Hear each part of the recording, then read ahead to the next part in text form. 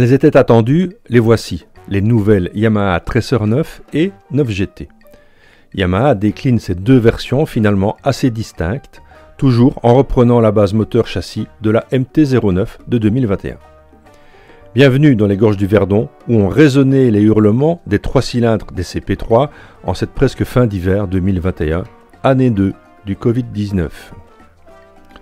Bon, on ne va pas se mentir, dès les premières photos diffusées, le nouveau style a tapé dans l'œil de tout le monde, parfois en bien, avec de la modernité rompant franchement avec l'ancienne Tracer 900, et parfois en mal, une face avant tortueuse, des trous un peu partout dans le carénage et un tableau de bord un peu chelou.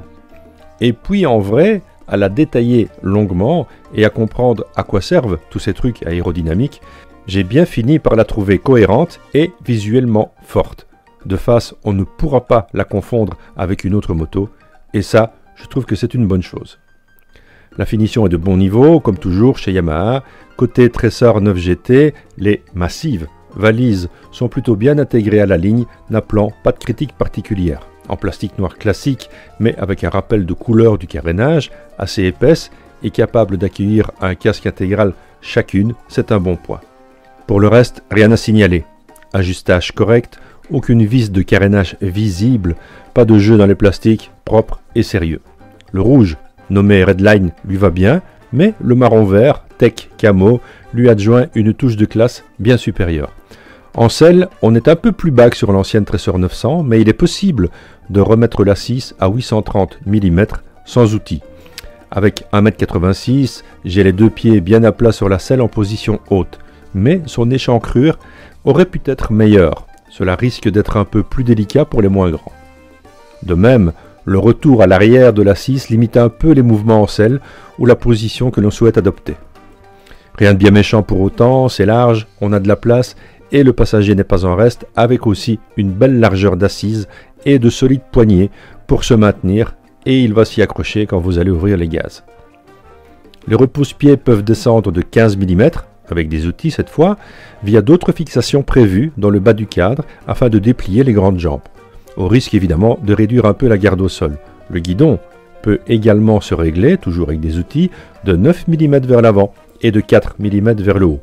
Si l'on ajoute la bulle ajustable sur 50 mm, on peut se concocter une position aux petits oignons et se sentir vraiment chez soi. Pas mal cette ergonomie à la carte, seul regret, le levier d'embrayage non ajustable en écartement. Ce qui change beaucoup en revanche, c'est l'instrumentation. On fait face maintenant à deux petits écrans TFT couleur de 3,5 pouces chacun qui s'illuminent pour tout afficher. Une vraie varicelle. À noter la présence d'une mini prise allume-cigare à l'arrière gauche du tableau de bord. Bon, allez, c'est l'heure de démarrer ce moteur. On dit que les centimètres cubes, ça compte. Eh bien c'est vrai.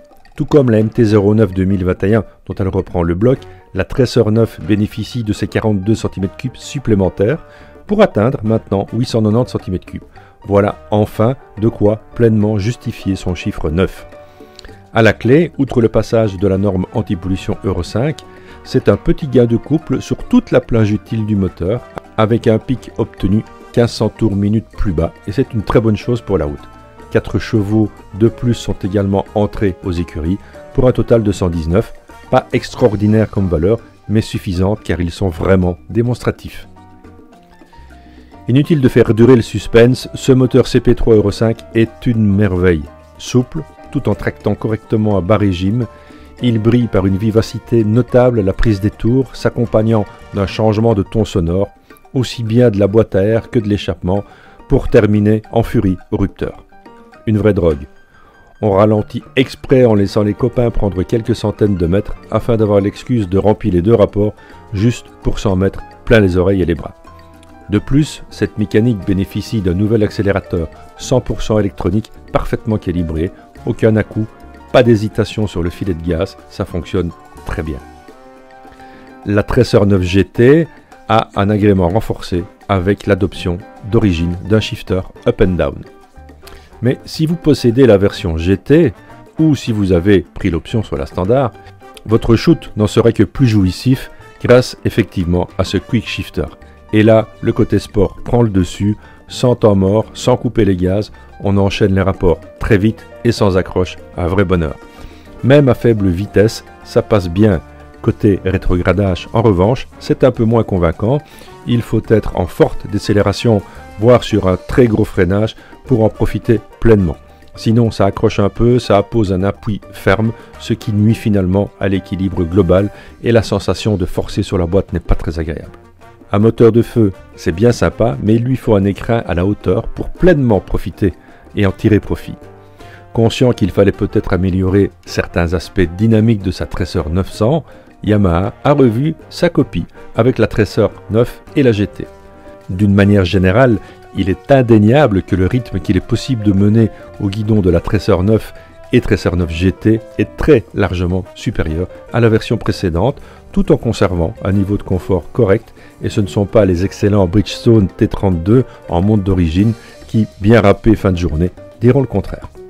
Le cas de la version GT est un peu différent dans le sens où elle bénéficie de ces fameux éléments de suspension KYB semi-actifs. Seule la précontrainte reste manuelle, aussi bien sur la fourche que sur l'amortisseur, mais l'hydraulique, détente et compression sont gérées de manière électronique. Le pilote a le choix entre deux modes de réglage, un mode que l'on qualifiera de confort, avec un amorti plus doux, un côté tapis volant plus prononcé, tout en conservant une excellente tenue de route, et un mode sport plus freiné qui permet de hausser encore plus le rythme malgré les 7 kg supplémentaires à emmener. La qualité d'amortissement fait encore un bond notable vis-à-vis de la Tracer 9 standard, plus précis, plus de feeling, avec un meilleur retour d'information. Yamaha a bien travaillé sur la toute nouvelle génération de cette Tracer 9 et 9 GT, avec une mise à niveau sérieuse et un comportement routier nettement amélioré.